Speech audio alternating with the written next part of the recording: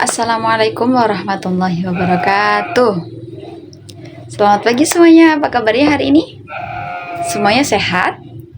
Alhamdulillah kalau sehat.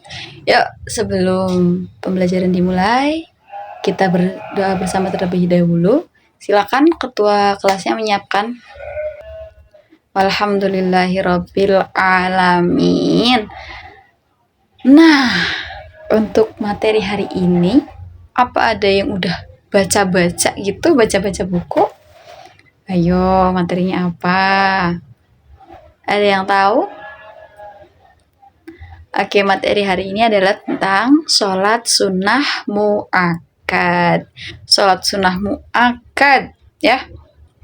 Ada yang tahu pengertian sholat sunnah mu'akkad?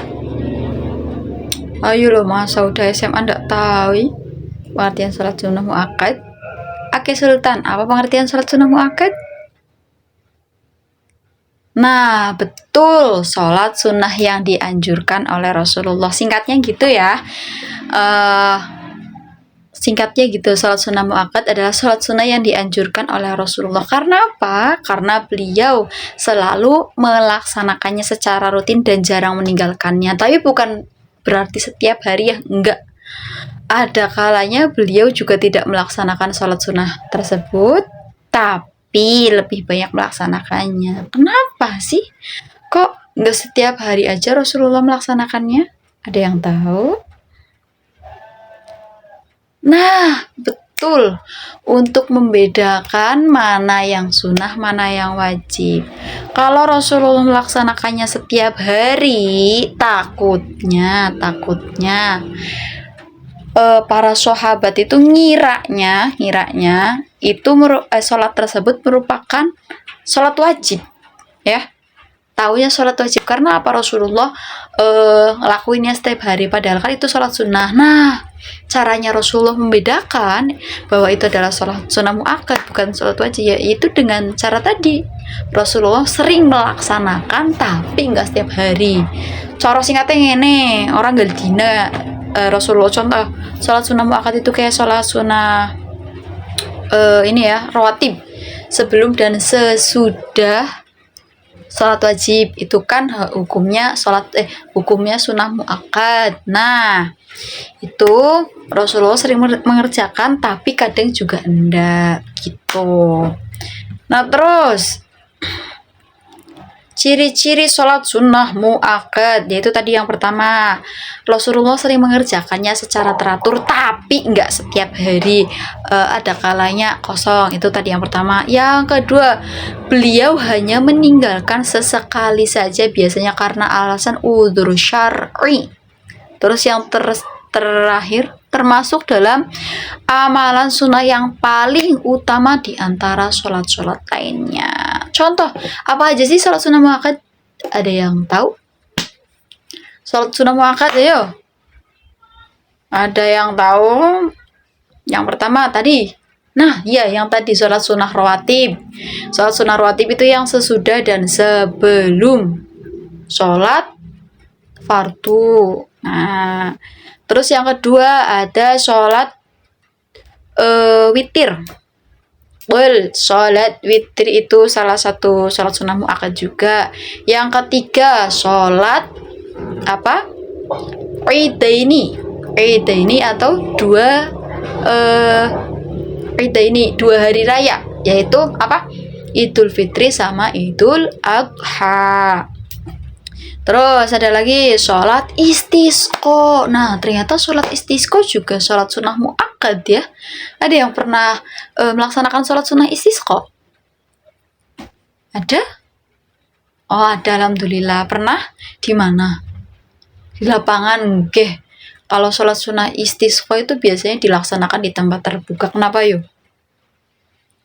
Katanya sih biar nggak ada penghalang, langsung ke langit gitu. Emang sholat sunnah istisqa itu sholat sunnah apa sih? Sholat sunnah apa?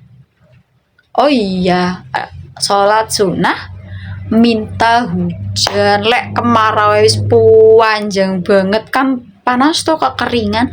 Lah biasanya itu ada yang sholat sunnah istisqa. Itu sholat sunnah mu'akkad juga dianjurkan loh ya, berarti ya. Nah, terus ada sholat kusuf sama khusuf. Sholat gerhana matahari sama gerhana bulan. Itu juga termasuk sholat sunnah mu'akkad. Ya, sholat sunnah mu'akkad. Ada dalilnya enggak? Ada nih. Lihat di bukunya itu. Dalilnya yang artinya gini, sesungguhnya amalan pertama yang akan dihisab pada hari kiamat adalah sholat. Ya, jika sholat wajibnya kurang, maka Allah berfirman, lihatlah apakah hambaku memiliki sholat sunnah. Ya, jadi bukan berarti sholat sunnah itu menjadi penggantinya sholat wajib, enggak, cuman meringankan. Hadis dari siapa? Hadis riwayat Abu Dawud dan Tirmidzi. Begitu. Hikmah yang bisa diambil dari sholat sunnah muakkad apa?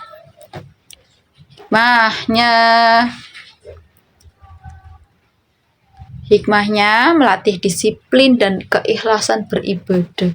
Lek kamu udah membiasakan sholat sunnah muakkad, padahal nggak wajib, tapi kalian membiasakan diri, otomatis kalian tuh belajar ikhlas, belajar disiplin dalam beribadah gitu, karena nggak wajib tapi kalian berusaha terus melaksanakannya.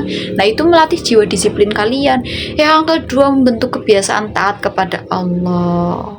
Nah, ada dalil yang berkata, yang mengatakan begini, as-sholatu imaduddin, sholat itu tiangnya agama. Jadi kalau orang Islam masih sholat, orang itu senakal-nakalnya, sebadung-badungnya masih sholat, insya Allah agamanya tuh masih kuat. Jadi kalian mau nakal, mau badung, sholatnya jangan ditinggal, tapi kalau bisa ya jangan nakal, ya. Terus yang ketiga, menambah ketenangan hati dan kekhusyuan. Yang terakhir, meningkatkan cinta dan semangat dalam beribadah. Oke, sekian penjelasan hari ini. Jangan lupa, itu tugas yang paling bawah dikerjakan ya. Pertemuan berikutnya nanti dikumpulkan. Oke, sekian. Kurang lebihnya mohon dimaafkan. Jangan lupa, as-sholatu imaduddin. Kencengi sholate, kentengi sholate, dikentengi ibadahnya ben apa? Ben imane tambah kokoh, ben agamane tambah kokoh. Sekian, kurang lebihnya mohon dimaafkan. Wassalamualaikum warahmatullahi wabarakatuh.